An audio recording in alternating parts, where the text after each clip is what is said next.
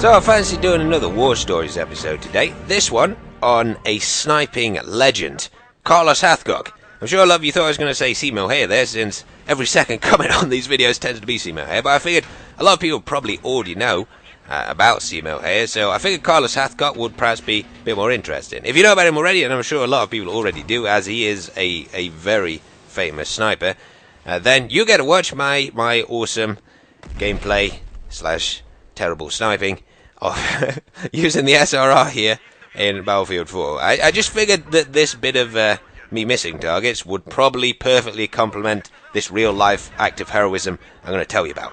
What was I thinking? But before I tell you the story, I'm just going to tell you about what's happening with me tomorrow. Basically, and I'm sure some of you have been subscribed to me for a while now, I damaged my knee when I was playing rugby back at school, and I had a couple of operations supposedly to stop it so I don't get arthritis when I'm older. And apparently I've got to have it redone, but this time under a general anaesthetic, tomorrow morning. So hopefully I will survive that, as I hear there is a bit of a mortality rate with general anaesthetics, because I've got that at 7 o'clock UK time tomorrow morning. And if I do survive that, and you'll be pleased if I do, because I've got a lot of Otis Life and DayZ footage, then I shall get those posted up next week. But I have heard that when you do have a general anaesthetic, you can get a sore throat from it. So if I sound a bit croaky next week, if I survive it, then that will be why. Because I think I don't know if it's the drugs they give you to knock you out when you have it, or maybe they have to tube you or something so you actually breathe after they've knocked you out. But whatever they do, it could supposedly make you sound a bit croaky for the week afterwards. So I'm just telling you in case you hear it in my voice in next week's videos. Carlos Hathcock, though, a man whose watch was always set to time to kick ass. He was born in Little Rock, Arkansas, and as with a lot of these really good shots, he had a hunt when he was little, so he learned at a very young age to actually get food for his family. But when he was 17, he joined the Marine Corps, and I think he trained as sort of just a standard soldier initially, but he did win the Wimbledon Cup for long-range marksmanship, I think within his first year there, which was, I've heard, very prestigious.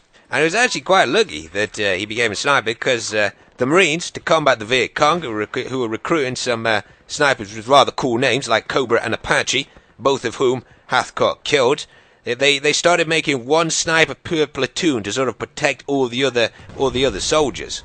Hathcock, of course, with him being the best shot in his platoon, was selected to be their sniper, and it didn't take him very long to get set up defending Hill 55, where he was based. I'm going to tell you now about a couple of his sniper feats out there. He did actually get 93 confirmed kills against the MV8, and at that point, for a confirmed kill, not only did your spotter have to see the kill, but you also had to have somebody of an officer rank there as well. And of course, because snipers and spotters just generally went out alone, Hathcock, he predicts himself, got around 300 kills in Vietnam, not just the 93 that were confirmed. Now, Hathcock very quickly became the fear of the Viet Cong. He killed one of their female snipers, the Apache sniper I was telling you about before, who was called Apache because she used to shoot US troops, not with a kill shot, but so that they would bleed out in pain without anybody else being able to rescue them. But he managed to take her out, which I think was a pretty big moral victory for the guys in his platoon, because she'd got them pinned down on Hill 55. He also crawled over 4 days, 1,500 yards, I'm talking about inch by inch, over a completely open field in a ghillie suit on his own to get a shot on an MVA general who was in an encampment in a dip at the end of the field. He managed to make it, even though he nearly got bit by a bamboo viper, which would have killed him had it bit him, but of course he couldn't move, because it was such an open field and the Viet Cong was specifically watching that area, which is why no other troops apart from a sniper could possibly push up there. But he kept his nerve, pushed up, killed the general, and managed to crawl all the way back, because of course the field was so open, he couldn't sort of just get up and run out of there after he'd fired, and he nearly got trampled on twice by the Viet Cong as they went out searching for him, but they didn't see him hidden there in his ghillie suit. It was at this point that the Viet Cong, the MVA, put out a bounty of $30,000, which you might think doesn't sound that much, but by then, $8 to about $2,000 was sort of the range that the Viet Cong used to put out on American soldiers, like a specific soldier that had particularly attacked them or they wanted killed. So this was 15 times as much as they would usually pay for the killing of a sniper, and troops of snipers used to go out to try and kill him, and Hathcock killed all of them. And he was actually quite an easy target for them in some respects, because they used to call him Long Trang. Like the $30,000 reward was for the killing of Long Trang, which was Hathcock, and that was because Long Trang in Vietnamese means white feather, and he used to have a white feather in his I don't know what it's called, but it's like a crocodile Dundee hat. So he had one of those, and he always used to wear that. And to trick the counter snipers that came after him, lots of other Marines used to put similar white feathers in their hats as well, so they couldn't take out Hathcock, and they didn't know who was who. And one particular sniper who came after Hathcock was called Cobra, and he'd taken out quite a lot of Marines. And if you're wondering where the inspiration came from for Steven Spielberg in Saving Private Ryan, where Sniper Jackson shot the other sniper in the bell tower through his scope, that came from Hathcock. He actually, when he was out in the bush, he saw a glint to the side of him, turned, zeroed, and shot, and the bullet went down the scope and killed the Cobra sniper who was watching out for him. And it was at such a long range that it was actually quite lucky Hathcock managed to do that, because of course with the flight time and the fact that he had to be looking at Hathcock, like have actually seen him for the bullet to go down the scope, to be aiming in on Hathcock for that to actually happen. The Hathcock could have been killed if he'd fired just a second later, but he was lucky in that he just managed to take out Cobra in time. None of these things, though, actually got Hathcock his Silver Star, though. It was what ended his career as a sniper that got him as it. He was travelling to a location in an Amtrak with the 7 other soldiers, and it hit an anti-tank mine. And the Amtrak, the bouncer, I think he hit his head inside it, and it knocked him unconscious for, like a flat 5 minutes, set on fire. All the troops were trapped in there because of the way the Amtrak had been destroyed by the mine.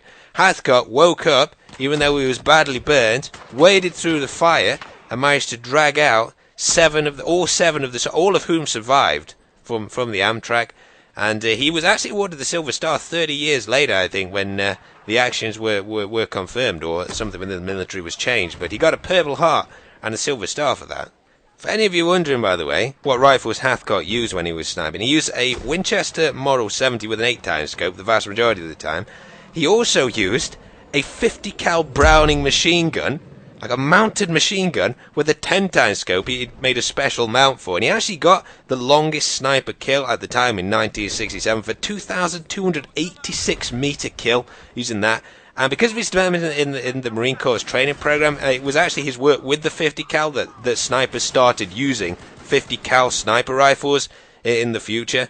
So when you're using your AS-50 with its NATO rounds, they are, I think, directly based off the ones that Hathcock used to use in his Browning.